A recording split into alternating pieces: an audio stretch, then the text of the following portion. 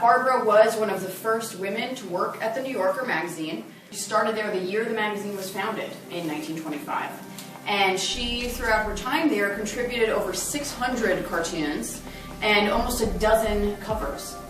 Barbara Shermund is one of the many women who, despite her contributions, has been kind of completely glossed over and forgotten. There was one particular evening where I opened up a box, and in it was the work of this artist, Barbara Shermund, or just said Shermund, as you'll see, as she just signs her last name, who I had never heard of before. And looking at the cartoons, my assumption was, okay, this has to be from the 60s and 70s. If you haven't read any of the cartoons yet, you'll see the humor is very So when I started to dig in through these boxes and look through these hundreds of pieces of original art, I felt completely in love with it. Over here, we've got a reproduction of the only photo we've been able to find of Barbara with her mother. Barbara was from San Francisco. She was born in 1899, and she was an only child. Her father was an architect, Henry, and her mother was Freda. She was a sculptor. And she had a really lovely childhood. Her parents were pretty well-to-do and well-known in San Francisco. Some of the buildings her father designed are still standing out there. And she was encouraged in the arts. She was contributing to poems, to children's sections of newspapers and drawings and stuff like that as early as when she was 10 years old. In fact, we can see some examples of her really early work. She went to, very briefly, study at the California School of Fine Arts. But when she was 18 years old, a huge shift happened in her life. And it was kind of a line in the sand. Her mother got very ill in the influenza outbreak of 1918 and died when Barbara was only 18 years old. And this caused a huge rift in her life for obvious reasons. And Barbara kind of had to figure out what she was going to do to try to survive. And in my opinion, this really sparked a very independent streak in her.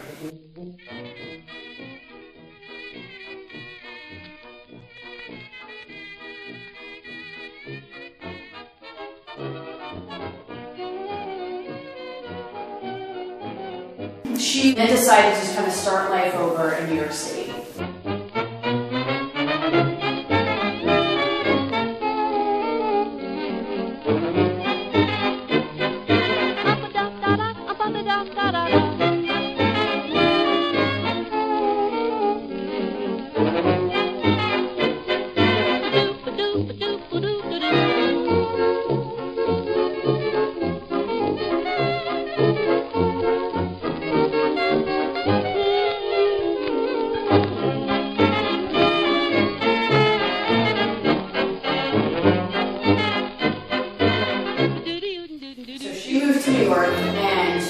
Got started at the New Yorker shortly after. But to kind of stick with the family history a little bit more, and one of the themes that comes up in this particular gallery, a few years later, her father married again, and he married a woman named Suzanne. You'll see quite a few cartoons about older men and young women, and Barbara kind of poking fun at those dynamics. Not only did he remarry this woman who was his junior, but he then started a new life with her. He had a new family with her. They had 2 children, and Barbara was estranged from him.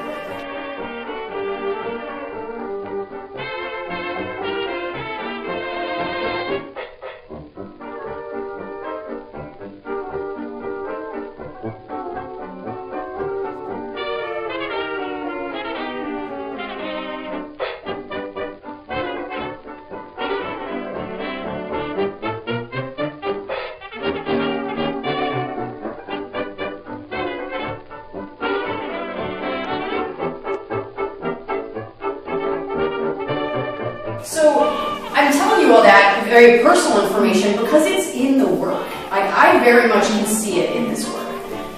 You can see a person working through some of these dynamics with humor, some of this pain with humor. Some of it shows up in this section, some of it shows up through in the Relations of the Sexes section, or in the Esquire cartoons. But it's all kind of embedded in the work she did. So, in all of these, she's, her humor is just, it's succinct, it's sweet, and it's intelligent. So I think you guys will really enjoy looking through this. Never knew what a gal could do with a turkey style around her, all around her. I could never figure out what the dance was all about. She sure could swing a turkey style well. She'd twist every place, she'd twist every place. So I never saw her face. And every time she'd shake, what fuss she'd make. All over just a turkey style on town.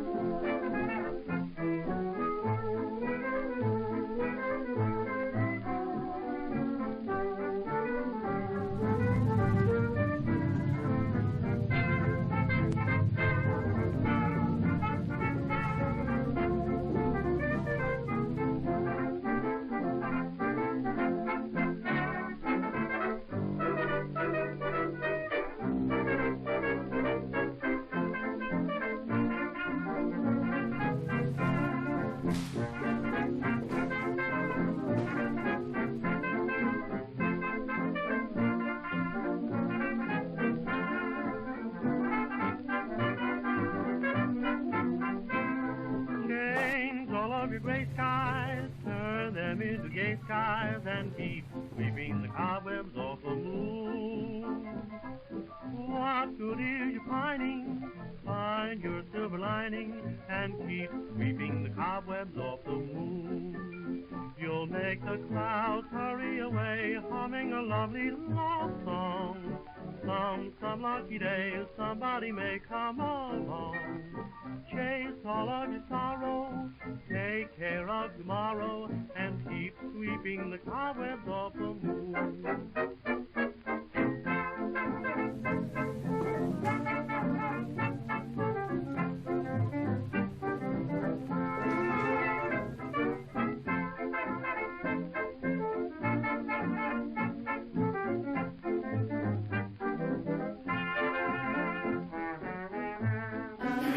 In the cases, I have some examples of drafts that she did for New Yorker covers. There's a really fantastic photograph on the side of this case that appeared in Vogue magazine, and it was a photo of the biggest New Yorker cartoonists at the time, and you'll see that Barbara and a woman named Helen Hopkinson are the only women in the photo. Very few photos of Barbara even exist, and unfortunately this was kind of the highest resolution version of this that we could find, but you'll see her sitting in this black hat in here. So she was beloved, she was celebrated there. Another thing I was able to find in the archive was that she was among their highest paid cartoonists, which is pretty rare. Yeah. And she fought to be one of the highest paid cartoonists. So her personality really comes out through the cartoons, and I'm looking forward to you guys getting to know her better by reading her work.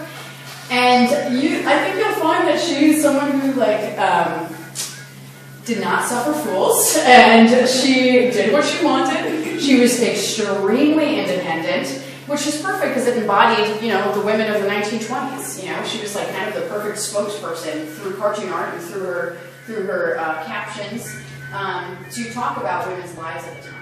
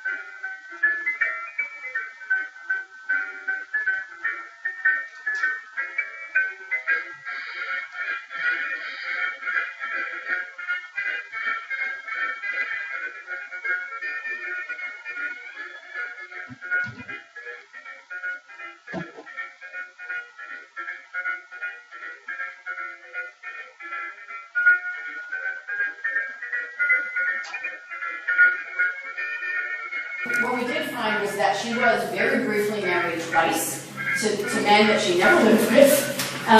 We don't know exactly what the dynamic was between them, but one of them happened to be a very famous artist. His name was Ludwig Sander, and Ludwig Sander was a famous abstract painter. He married her when shortly after they met in the 1930s in Woodstock. So Woodstock, New York at the time was an artist colony in the 20s and 30s. A lot of New York City artists would vacation there over the summer. They met there. We've got a print over here of a lithograph that she drew of Sander. He went overseas and fought in the war. He's asking her, please write me back. Why haven't I heard from you? Where are you? What are you seeing? Kind of thing. So she was kind of evasive and very much doing her own thing.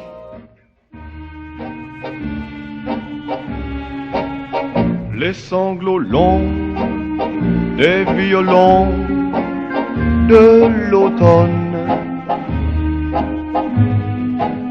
bercent mon cœur d'une langueur monotone, tout suffocant et blême quand sonne l'heure. In contract right now to write a book about her with Rutgers University. That's great. And I think you'll see that she's brilliant. She was working at a time where she was the quintessential voice for a magazine like The New Yorker, which was brand new and was trying to represent a different kind of humor and satire and view of the world. And Barbara was the ideal person to do so. Pareil à la feuille morte.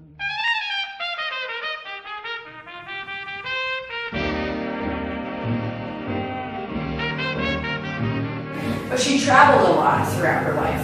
And one of the things that The New Yorker found most frustrating about dealing with Barbara is that she very rarely until later in life had a permanent address.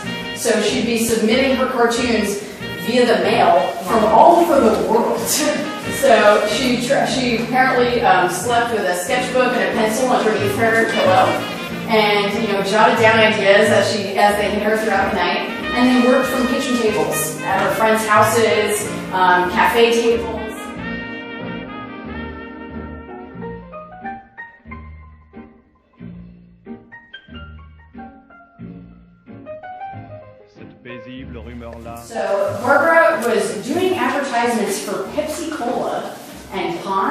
1940s. This is a woman creating advertisements for some of the biggest companies in the U.S. pre-Mad Men era. You know, it's unbelievable that she had this kind of pull, that she was doing this kind of work. So did she solicit them, or they just came to her because of the New Yorker? I mean, it's hard to say, but they probably came to her. Yeah. So we've got a rough of one of her Pepsi ads, as well as the printed version of it, and some printed versions of her Pond's ads, and original art for one of them. So again, that is very, very rare. Not a lot of women illustrators were contributing in the ad world back then.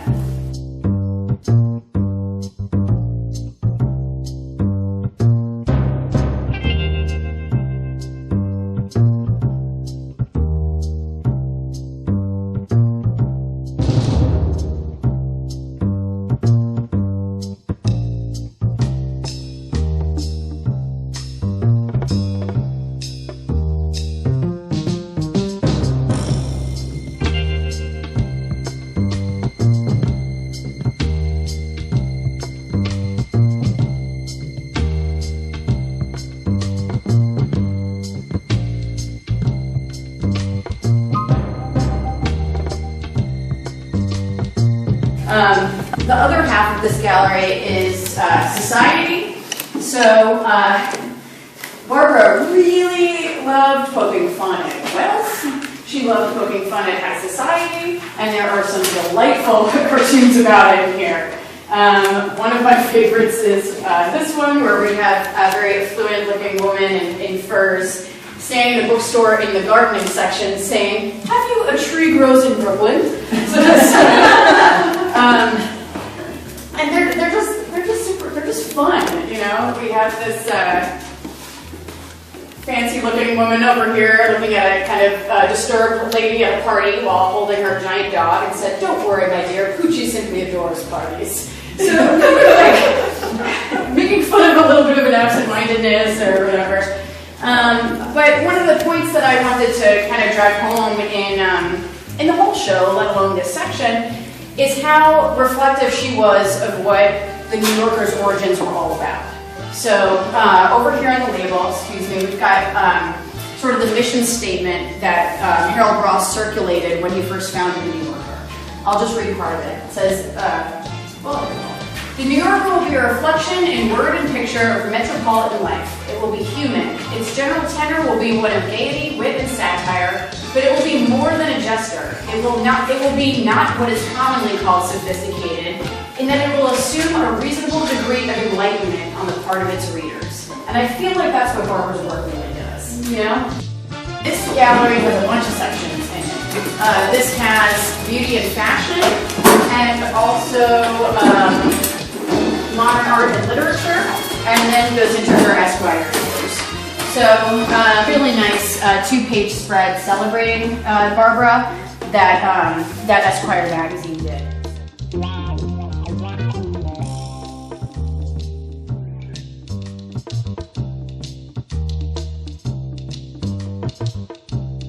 Some related work that she did that kind of went above and beyond her regular cartooning. So, have any of you seen Du Barry Was a Lady? Red Skelton, Lucille Ball film? Oh, yeah. Okay, so Barbara, again, this is one of these things, we don't know quite how it happened, but I hope to find out in the process of writing my book about her. Barbara was hired, as well as Vargas, who was kind of a big pinup and poster artist, to go to Los Angeles and be an artist on the set for Du Barry Was a Lady. Wow. And so she did the poster for it. You can see this beautiful poster she did, Lucille Ball is in there. And we've got this photo from on set where we have Barbara, of course, not facing the camera. Every time I think I'm going to find a photo of her, it's just, you can't really see her, she's got a big hat on. But so she's not facing the camera, but she's sketching one of the actresses, and Barbara as well. So this is the beauty and fashion. And then those, the cartoons on these two walls are modern art and literature kind of commentary. So again, these were just more themes that kind of were particularly strong or particularly common in the work that she made.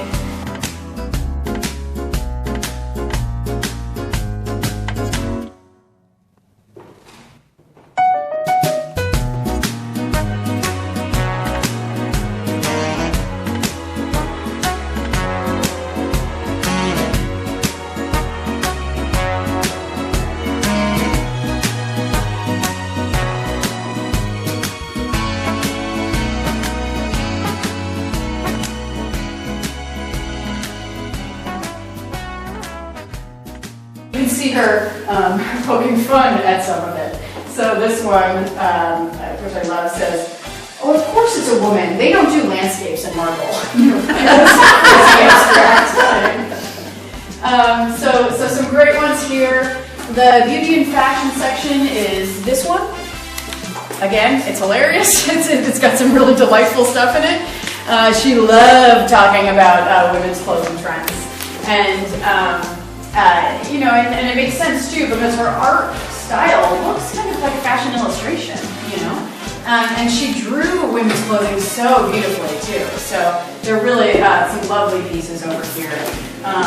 I'll share a few. This one is two little girls watching their mother try on some outfits, and she says, "Mama's hopelessly curved." This one. So, there's a lot of things you'll see in this show that are reflective of the time that we just don't see anymore, which is, women, a lingerie section of a department store, where she's saying, something darker and sheerer, you see, I'm in mourning. So, they're just delightful.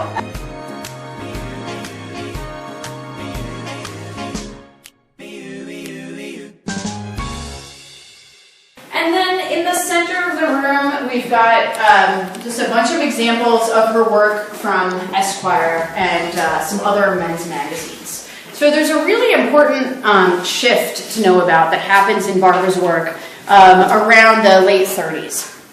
So as you can see from reflected in the sort of mission statement of the New Yorker that I read, and the sense of her humor from before, in the 20s and the early 30s, Barbara was like, she was on brand for what society was like back then, and the new woman, and flappers and all that. By late 30s and especially the 40s, not the case anymore. So when we get into the wartime and things start to change, women's roles shift back into a different kind of more conservative way, and Barbara's sense of humor is not considered funny anymore. So in order to make a living, Barbara had to buy other people's gags. So what that means, and this is a fairly common thing even today in cartooning, is that rather than writing her own, drawing and writing her own jokes, writing the captions and drawing the image, these pieces are all captions that were written by other artists, all male artists, and she's drawing the pieces. And you will see, they're definitely funny and they're delightful, but the humor is very different. Very, very different. And a lot of it is much more stereotyped depictions of women, and not in a way that has any nuance, because a lot of these are stereotypical depictions, but they're loving and they're funny and insightful. These are kind of more very surface level jokes about women, and it's what she had to do to survive. A letter that one of the art editors in the 40s from the New Yorker wrote to her after she had been submitting her own work, saying, "We no longer are interested in buying cartoons from you that depict women drinking, and so or smoking, and so please no longer even bother. Don't send us that stuff anymore. Don't even bother." So this is kind of what she had to do to get by, and her career drastically changes. And I think this may in part be why she ended up being forgotten. Because then from the late 30s into the 60s, the work she produces is this more kind of watered down stuff, and all of the real Barbara essence was kind of left in the past.